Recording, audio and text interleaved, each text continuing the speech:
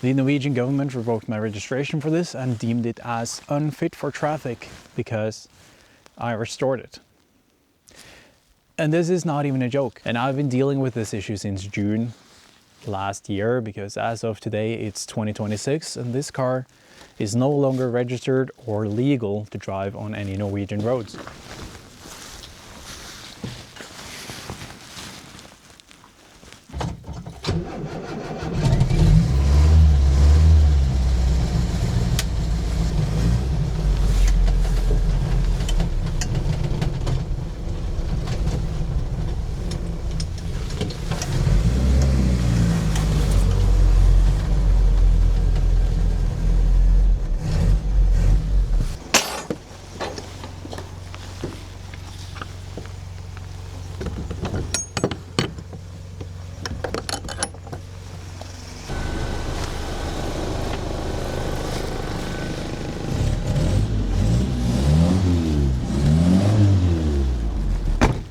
And as you might be aware, I spent about 30,000 euros and almost 2 years of my life restoring this car with the goal to travel around the country and later on the world.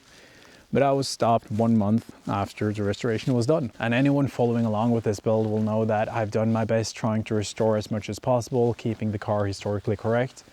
So I was kind of suspicious when the car all of a sudden, 1 month into my journey with this car, got called into a government facility for a full inspection. But at that time I was on the road with the car halfway to the North Cape, so I booked an appointment at a government traffic station the very next day at the 1st of July. And very long story short, the car was reported to the government by a private person watching my videos online, and he stated that this car was not restored. It was built from scratch out of a bunch of different parts, including a fake chassis number, basically trying to claim that I faked the whole restoration and this car is a different car with the old plates on.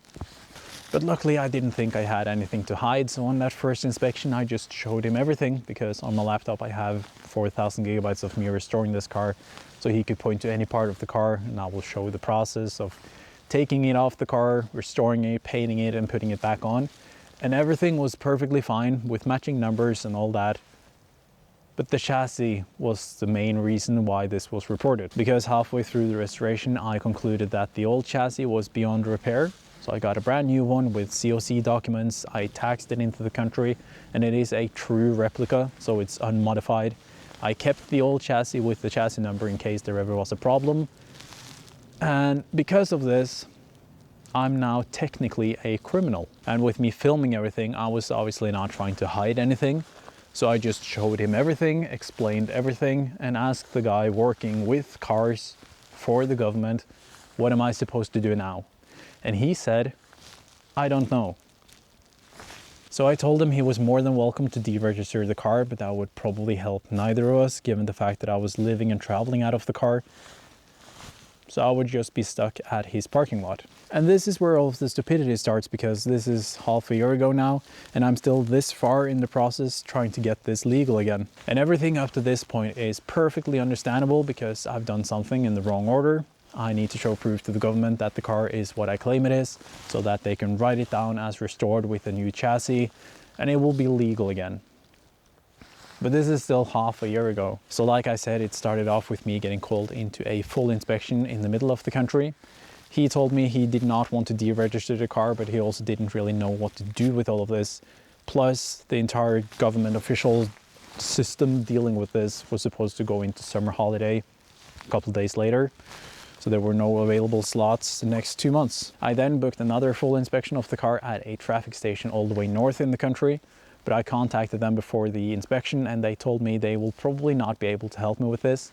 So I should instead rebook that appointment to a traffic station all the way south in the country, which is 2,000 kilometers away. So after having driven this car to the North Cape spread out over a couple of months, I got in the car, rebooked my appointment down south and drove there in 3 days. If you know, you know.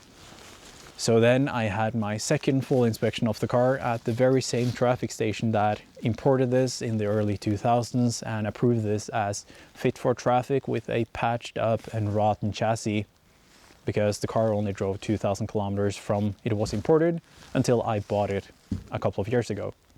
And they were all very eager to say, oh, we didn't work here back then.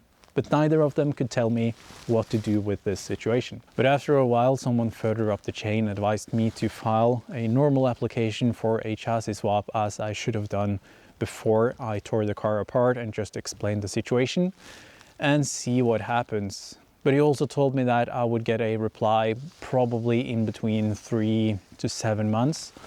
And mind you, I have now been dealing with this since June, July, August. This is the end of August. Like, basically September. And whilst waiting for a reply on that application, I was not allowed to use or travel with the series anymore. And I also had to strip it all the way back down to the bare bones. Hence why I have a Freelander now, which some of you might say is punishment enough, but I actually quite like it. I then drove the series to my family's cabin to park it in a garage, waiting for a reply, which I got in the middle of October. And that reply was an invitation to my third full inspection of the car, but this was a way more detailed one in the capital, and I also had to pay for this inspection. But of course, the first available slot was halfway into November, so I just had to accept that I'll take the first available time and wait another few weeks. So yet again, I traveled for that inspection, but the night before that inspection, I got an email saying, oh, we didn't see your reply that you sent 3 weeks ago, so we can't do the inspection tomorrow and you will have to wait 3 weeks more. And I just replied, that's absolutely not happening. And the guy called me on his private phone and I explained everything, and he said, oh, well, maybe we can do it tomorrow then. Following that, I arrived 8:30 the next morning at the traffic station. I paid 200 euros for the inspection, which was a full day inspection with 2 people working for that traffic station, walking around the car, taking pictures of everything and asking questions. And I also handed them a folder with 300 pictures that I've printed out and written an explanation on each picture, showing the process of me taking parts off, restoring them and putting them back together. Because their email system only allows me to send like 1, maybe 2 pictures each time. And after having spent a full day with them, I didn't hear anything back until the beginning of December.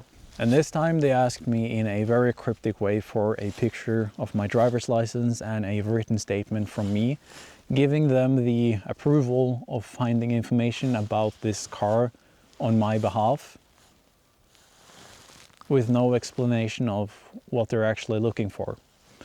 And I just said, well, sure enough, here you go. And then yet again, I didn't hear anything back from them for a couple of weeks before I reached out at the end of December and basically told them off and told them that I'm losing all of my income because I haven't been able to do anything. And I've been now dealing with this for half a year with no progression, basically.